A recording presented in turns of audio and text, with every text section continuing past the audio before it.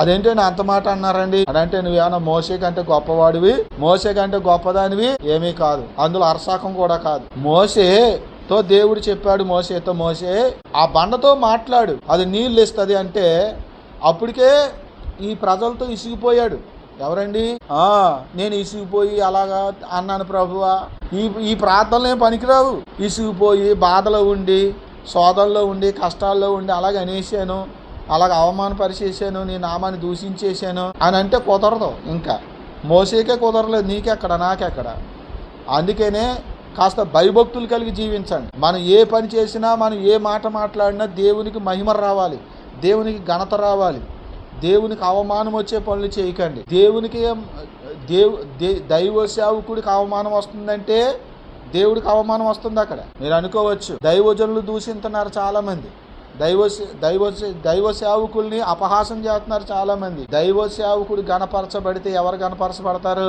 దేవుడు గణపరచబడతాడు. అక్కడ దైవజనునికి అవమానం వస్తుందంటే దేవునికి అవమానం వస్తుంది. అందుకని దేవుని సేవ చేసే వాళ్ళు కూడా ఒళ్ళు దగ్గర పెట్టుకుని దేవుని సేవ చేయాలి, చేస్తున్నారు కూడా.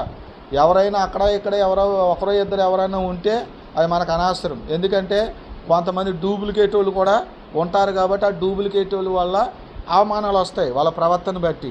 కానీ మనం డూప్లికేట్ సేవకులం అయితే కాదు, దేవుడు ఏర్పరచుకున్న వాళ్ళము, దేవుని కోసమే బ్రతికేటోళ్ళం, దేవుని చిత్తాన్ని మాత్రమే నెరవేర్చడానికి ఉన్నటువంటి సమర్పించుకొని అందుకోసమే బ్రతుకుతున్న వాళ్ళం.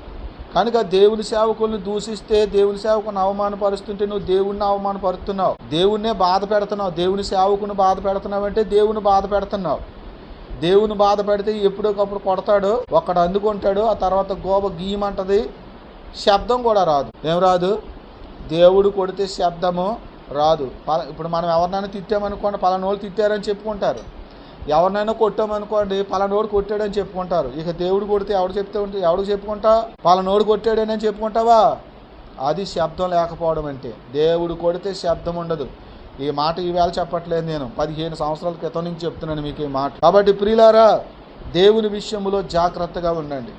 మోసే ఆ ప్రజలందరూ సనుగుతూ ఉంటే అప్పటికే ఇసిగిపోయి ప్రాణం ఇసిగిపోయి అలిసిపోయిన వాడు ఆ బండ దగ్గరికి వెళ్ళి మాట్లాడు అని చెప్పిన మాటను మరిచిపోయి ఆ బండన కర్రతో కొట్టాడంట. ఎలాగా?